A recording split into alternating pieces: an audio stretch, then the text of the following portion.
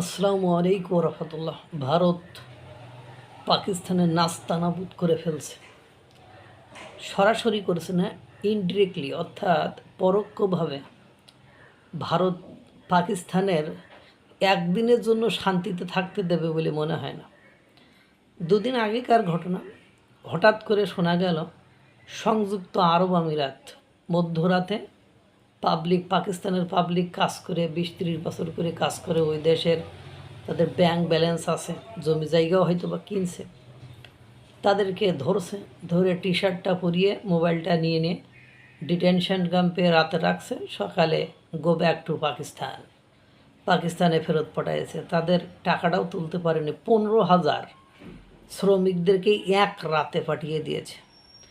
এটা অবশ্যই এই কাজটা কেন হয়েছে, এর পেছনে অবশ্যই ভারতের একটা মাস্টার প্ল্যান আছে। ভারত এই ক্ষেত্রে একটা মাস্টার প্ল্যানের ভূমিকা পালন করেছে। তাদের একটা গুরুত্বপূর্ণ ভূমিকা সেখানে রয়েছে, কারণ ভারতের সাথে যখনই সংযুক্ত আরব আমিরাতের সম্পর্ক ভালো হয়েছে, তারপরই সংযুক্ত আরব আমিরাতের সাথে পাকিস্তানের সম্পর্ক খারাপ। আর পাকিস্তানের তখন থেকেই ভাটা পড়ছে, তাদের ঋণের টাকা পর্যন্ত ফেরত চাচ্ছে।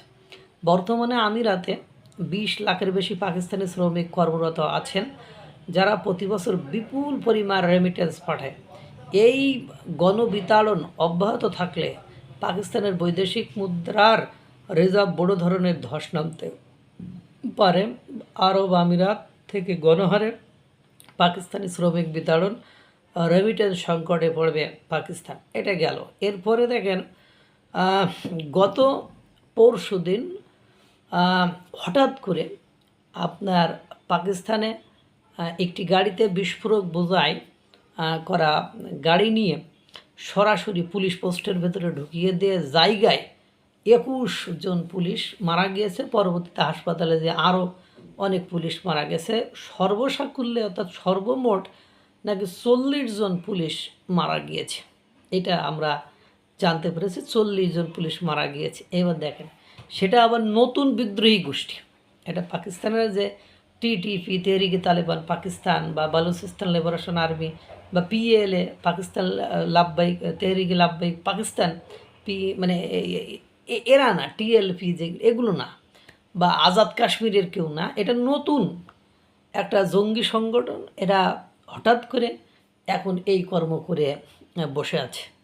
এখন পাকিস্তানের এই অবস্থা। এরপরে দেখেন পাকিস্তানের যে বন্ধু রাষ্ট্র তুরস্ক, এই তুরস্ক এতদিন পাকিস্তানের জম্মু কাশ্মীরও পাকিস্তানের এরকমই দাবি করেছে। পাকিস্তানের সাথে ভারতের যে 4-5 দিনের যুদ্ধ হলো, বা এক সপ্তাহ যে কদিনের যুদ্ধ হলো, এই যুদ্ধে তুরস্ক ড্রোন দিয়ে বা বিভিন্নভাবে সাহায্য করার চেষ্টা করেছে। বাট সর্বশেষ সপ্তাহ দুয়েক মতো হলো, একেবারে তুরস্ক পাকিস্তান একেবারে বিমুখ হয়ে গেছে। পাকিস্তানের নতুন করে যে মানচিত্রে আসছে, সেখানে জম্মু কাশ্মীর তো দূরের কথা, আজাদ কাশ্মীর যে অঞ্চলটি পাকিস্তানের অধিক মালিকানায় রয়েছে বা পাকিস্তানের দখলে আছে, সেটাকেও পাকিস্তান থেকে বাধা দিছে।